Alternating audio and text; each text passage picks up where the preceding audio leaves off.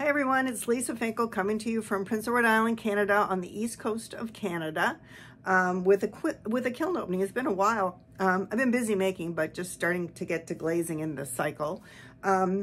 It's not a huge load because I have one bigger order in here that's all one piece, all similar pieces for a special order. But I'll show you a few of those, and then I'll show you some other fun pieces that came out of the kiln. So here we go. So this is the special order that I did. Oh, and I fired this to about a cone 5.5. Camille Hoffman's firing schedule. Top temp was 2185. So I play with that top temp when I want to. I've been firing at about 2185 for the last 5 or 6 firings. You could go to 2190, you could go to 2200, whatever you wanted to do. If you want a hotter, keeping in mind that schedule gives you some heat work. So you wouldn't want to maybe go right to 2230, like cone 6, right away. If you're wanting to play with a hotter temp, you might want to try like 2200 or something like that. Anyway, inside, Studio White. Studio White just means I make that glaze in-house from scratch, from chemicals. So then I dipped it in alabaster, mayco alabaster on the outside, wiped it back and wiped back the logo on the applique. Then I waxed the applique and then I dipped it in Norse blue, one dip. And got some nice, got some runs. I know if I fired this hotter, I would get more running because I know alabaster and Norse blue together will run, but it's a fine line when you're playing with an applique. So none of these ran into the logo, which I was really happy with. So the 2185 works for me for this. I did a dozen of those for a customer, but I will just show you a few. You probably don't want to see all of them. It'd be a lot of repeat because the colors are the same, right? Corporate colors and that kind of thing. They have blue and white in their corporate colors. So those are those. And then I also did a few PEI Girl mugs in the same treatment, exact same glazes. Look at that drip, isn't that pretty with the green? That Norse blue is just beautiful. I love Norse blue. So exact same way I did it. And PEI Girl, for those of you who are new to the channel, PEI is the acronym for Prince Edward Island, which is where I live on the East Coast, smallest province in Canada. So PEI Girl is just PEI Girl, Prince Edward Island Girl. Then I also did a few PEI Girl mugs in the same treatment, but instead of dipping in Norse blue, so I went all the way up with alabaster, I just did one coat of sangria on top, and look how pretty. Look at the purples and the pinks. That is so pretty. You got to watch alabaster a little bit. See how I'm getting this? It can be, I probably just should have held my dip a little bit longer. Or I might have just pulled it out funny, who knows, but it's still fine.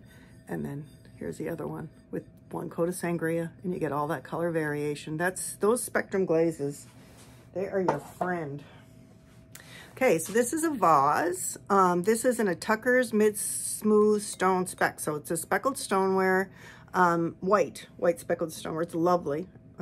It's a lovely, lovely clay to work with. So my Studio White inside. Then I did 2 coats of honey flux and 1 coat of river birch to about here. Then I did spectrum soft red to about here and inside. And then, because when Spectrum Soft Red hits River Birch, it goes really white. And I wanted more of a pinky transition. So I soft red to about here, but then over the bottom part of the soft red, I put a little bit of reactive red. So that turned out nice. Because the reactive red is not super strong. It just kind of gives you more pink in your transition. So I'll probably use that again because I think that's a good little tip. And then here's another vase, and this one is got my Studio White inside, still the Tucker's speckled stoneware. And then I did it completely in 2 honey flux and 1 river birch. Then I dipped it like this in my Coyote Turquoise Lake. So I bought some dipping glazes. And one of them was Coyote Turquoise Lake. I had tried it in the jar and I really liked it, but I didn't want to be painting it on all the time. So I ordered some and I'm dipping it. So I've learned a lesson with the Coyote glazes. I mixed it up according to directions, and I don't use a hydrometer, but they had a specific gravity recommendation, but I didn't have a way to check it. I usually just go by feel and look, which works fine for me. But when I did it, it was like pudding. I was like, oh. So I added a bit of water, and then I thought, oh, so it said, for more information, go to the Coyote site. So I went to the Coyote site, and it said some of our glazes are really thick when you put them on, and you need to have it that thick for proper application. So I'm glad I went there because I didn't add any more water, which I was about to do. So it goes on really thick, and I thought, this is going to run right all off my shelves, and it didn't. It held beautifully. You'll see it in some other pieces where it's just fine. So anyway, I dipped it in Coyote Turquoise Lake.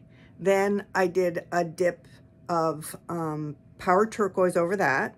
It was a lot of glaze. I wasn't sure what was going to happen.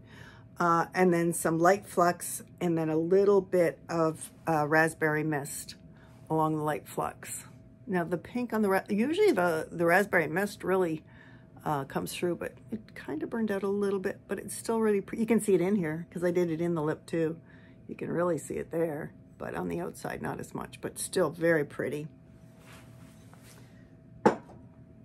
We have a saying on Prince Edward Island, very best. It's a kind of a local saying. So I did a few very best mugs. This one is my Studio White inside. This is on a dark clay, like on the medium brown clay from Tucker's. Same treatment as far as how I did the appliques. And it's really nice when you dip the applique and then you wipe it back, it almost gives a sheen to the clay around the lettering. So it works because it just enough silica, I think, sticks to it that it gives it a tiny, tiny sheen versus that raw clay look. So I dipped it in alabaster to about here. Then I dipped it in my Studio Green, and I love my Studio Green on brown clay. I call it vintage green because it gets almost like an olivey, avocado-y tone, where on a white clay, it's like a minty, almost green. So I really like it. So the white, so the green over the white, or the alabaster, sorry. And then I dipped the green on the rim as well. And then I put some flux, a little flux over the green, because I knew that that green and flux will give me turquoise, because I've done it before. And that turned out, I think that's kind of cool. So that's that one. Oh, and I did this. This one wasn't 100% thrilled with, but it, you know, this saying will sell the mug. So it is, got my Studio White inside, and this is Spectrum Twilight on the bottom in the carved area, and then this is Power Turquoise, and then I just put a little Twilight over the Power Turquoise because I was curious. And if it didn't have an applique on it, I would probably throw some flux on that just to see what would happen with the Twilight and the flux over the Power Turquoise. But because I don't want it to drip on these letters, I'm just going to leave it. It'll sell fine. It's just, but it's very masculine looking, but someone's going to love that. So that's that one.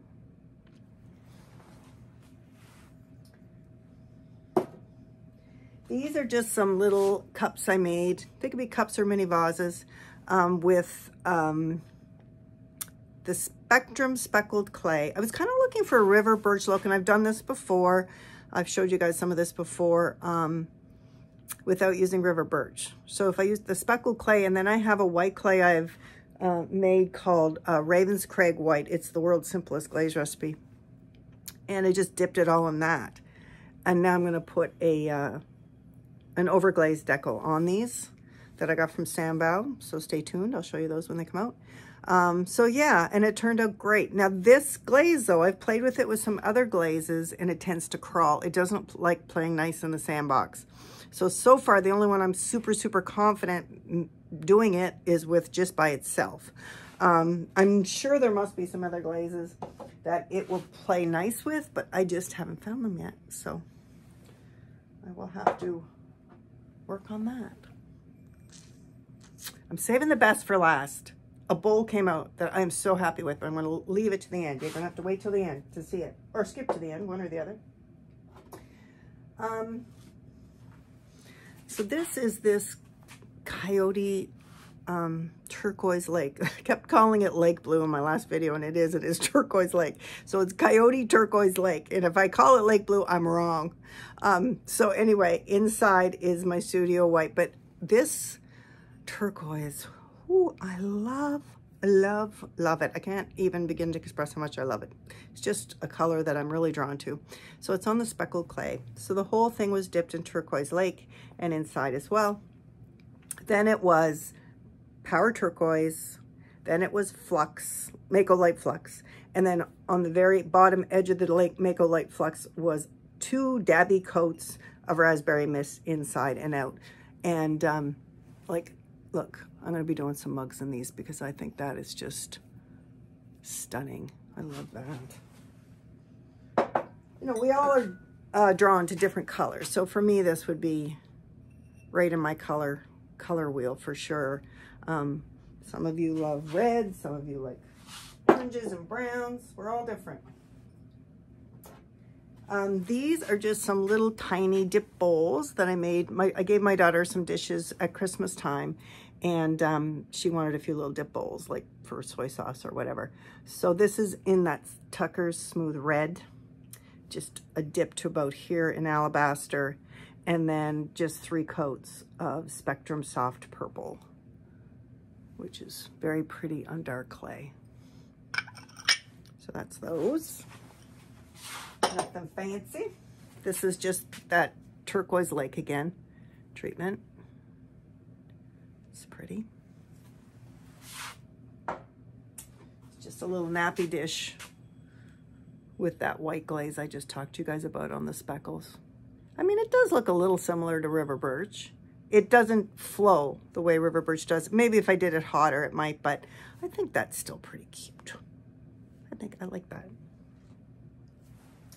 Okay, I made 4 of these because I'd made them for my last sale and they were very popular. So once again, you can see I'm on the turquoise lake train, but these are the bowls that when I did them, the glaze was so thick, I thought, oh my God, I'm scared to open the kiln because it was my first time using the dipping version of that glaze. But really, look, the coverage isn't even super heavy and it stayed right, almost like a Celadon. It did not move at all. So now I know when I use it and it's feeling really thick that I'm okay, I'm good. So what did I do? Inside is 3 coats of honey flux all the way to the rim. Outside, I dipped it in the turquoise lake, and then I did a dip. It's that same treatment that I showed you on the cups. So I did a dip in the powder turquoise, then a little higher up, the mayco light flux, and on the bottom of the light flux, some dabs of raspberry mist. And then I just have 2 little divots for the chopsticks and 2 holes for the chopsticks. And last time, and I did put the pink inside, the raspberry mist inside as well. I did the same treatment, but it burned out this time. So, you know, you just never know. Or it's further up, it didn't come down. No, well, there's a hint of it there, but outside you can see it nicely. So, you know, every time is different. You just never know. So that's one. Like this one, you can see the pink inside a lot better, right? But this is the exact same treatment, which I guess is the fun of handmade pieces, right? Is that even if someone bought 4 of these, they're all going to have their own little personality. I mean, they'll stack and they're the same, yet they're different. So that is the beauty of pottery. Unless you're going for a really uniform look, which I rarely am. The closest to a uniform look you would get are those, that mug order I showed you at the beginning. You know, I'm trying to get those fairly similar for them. This one got a little freckly in the bottom, but still very nice. So those 4 turned out nice. So the last thing I have to show you, it's a quick kiln unload because of that big mug order, is this bowl. which turned out so pretty. Now these glazes I'm about to show you are all spectrum glazes. Man, I love spectrum glazes. I am on the spectrum bandwagon hard. So check this out.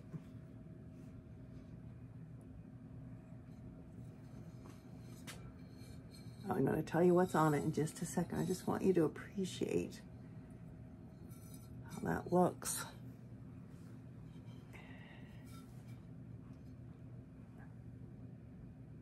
Can you see that? Okay, so what did I do?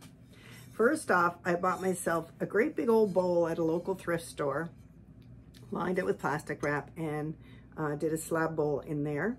And then I carved out, it kind of had a natural divot at the top of the bowl, the form I was using, so I used that. And then I just kind of carved out divots wherever the little dip was, because I was thinking, how will the glaze play with that? That'll look fun. So I did that. And then I did 2 coats of Twilight on the rim, Spectrum Twilight on the rim, inside and outside. Just like, I don't know, 1/4 inch, 1/2 inch. Then I took a little eyedropper and I dripped some of the Twilight down the divots and just let it run. I just put some at the top and let it do its thing. So it ran about halfway through the divots. Then on the outside, I did 3 coats of cactus to about here. And then 3 coats of autumn purple to about there. So a slight overlap, and they're playing nicely. Look at that. That'd be a pretty mug. And then inside, I did 3 coats of pearl white to about here, I'd say. And then I did 3 coats all the way to the top of the autumn purple. Then slightly overlapping both the pearl white and the autumn purple, I did 3 coats of sangria.